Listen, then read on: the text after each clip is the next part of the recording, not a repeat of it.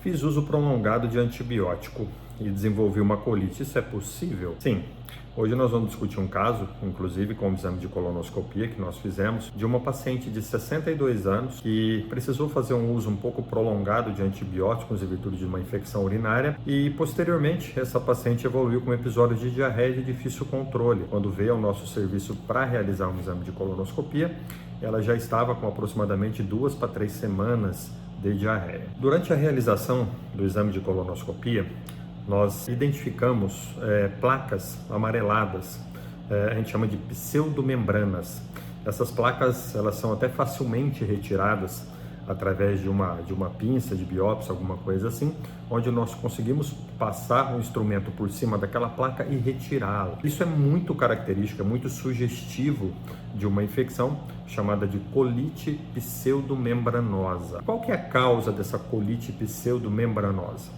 Essa colite é causada por uma proliferação inadequada de uma bactéria chamada Clostridium difficile. Nós naturalmente temos uma concentração desse tipo de bactéria na nossa flora intestinal normal, mas em algumas situações onde nós oferecemos um crescimento, onde nós deixamos com que essas bactérias cresçam de forma desordenada, nessas situações essa bactéria ela pode realmente causar um quadro de inflamação da mucosa.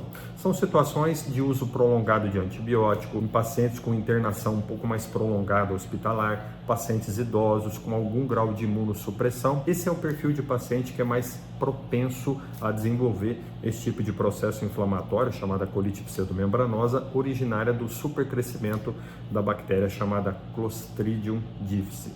O quadro clínico do paciente é muito parecido com as outras diarreias infecciosas.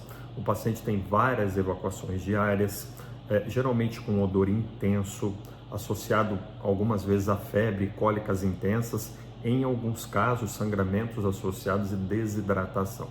Inclusive, esse é um dos principais indicadores de internação do paciente. Quando esse paciente vai ser investigado, um dos primeiros exames que nós pedimos é uma pesquisa de toxina A e B de Clostridium. Esse é um exame que é realizado através da coleta do material fecal do paciente, mandado para o laboratório, e em alguns dias nós temos esse resultado. E também o diagnóstico pode ser feito através de um exame, por exemplo, de colonoscopia ou retossigmoidoscopia, onde nós identificamos esse tipo de lesão que foi evidenciada durante o exame de colonoscopia. Após a confirmação pela infecção pelo Clostridium, o primeiro passo é suspender o antibiótico do paciente se ele ainda estiver fazendo uso. Em algumas circunstâncias, o paciente já terminou o uso dessa medicação que levou ao quadro de colite. O segundo passo, logicamente, é tratar o Clostridium.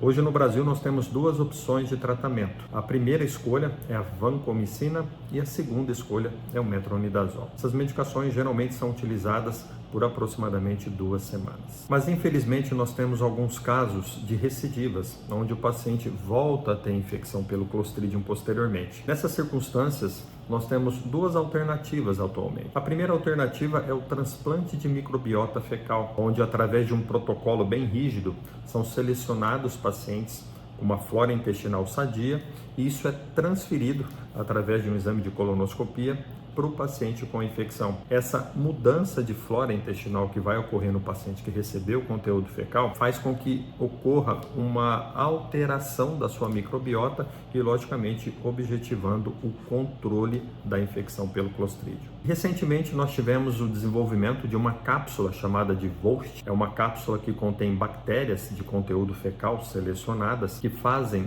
um efeito parecido com o transplante da microbiota faz. Ou seja, promove uma alteração da microbiota do paciente que vem sofrendo com essas infecções recorrentes pelo Clostridium. Esse material, esse produto foi autorizado ano passado, em 2023, pelos Estados Unidos. Ainda nós não temos essa autorização no Brasil, mas é algo que provavelmente vai nos trazer algum benefício no futuro.